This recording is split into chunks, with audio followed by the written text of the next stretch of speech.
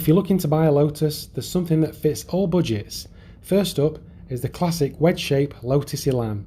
Now prices start at about £6,000 for a decent, drivable, fun example, which is an absolute steal considering this is a classic Lotus, and 10 to 15,000 will get you a mint car.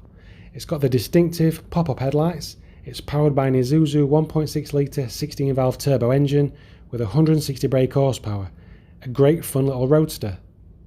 And now is the Elan's bigger brother, the Esprit, specifically the facelifted X180.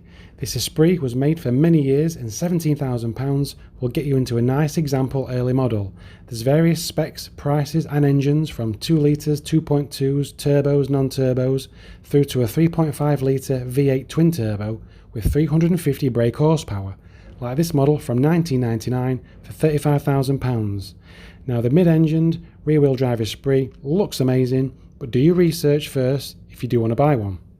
Next up is the quite rare Lotus Europa S. It's the more practical and more refined, comfortable version of the Lotus Elise. It's got a bigger boot, softer suspension and nicer interior.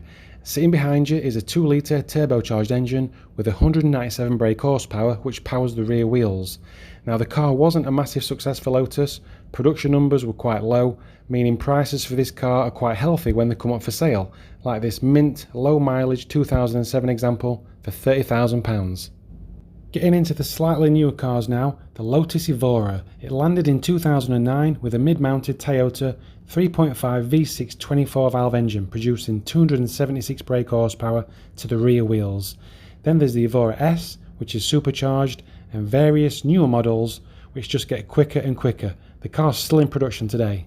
The Evora is a great looking 2 or barely 4-seater sports car. £25,000 to £30,000 will get you a nice low mileage early model, with prices rising considerably for the GT or 400 versions. Production of the Evora ends this year.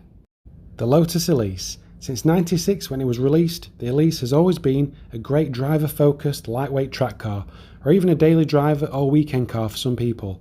Maybe it's the Rover-powered Series 1 or Toyota-powered Series 2 or 3, or the supercharged version. This car will put a smile on your face. Now prices are pretty strong for the original Series 1 and 2. Just under 20,000 can get you into a nice example, whilst 35,000 to 40,000 will be needed for a used Series 3. But at £45,000 you can buy yourself a nice, new, final edition model, because production of the Elise ends this year. The Lotus XEs, released in 2000, is the hardcore version of the Elise. The car has changed a lot over the years. The Series 1 and 2 were very Elise based, with the lightweight 1.8 Rover and Toyota engines. Then the S3 took a huge performance leap, powered by the Evora's 3.5 supercharged engine with brake horsepower from 350 to 430. It's a physically bigger car too, as it's more based on the Evora platform to accommodate the bigger engine.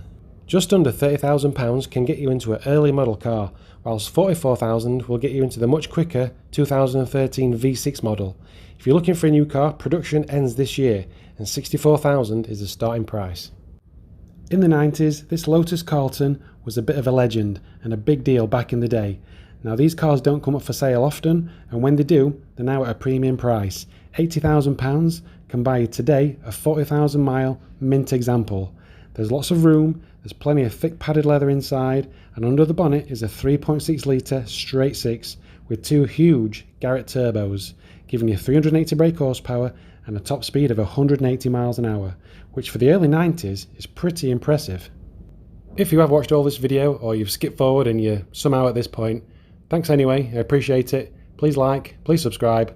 I'll see you next time.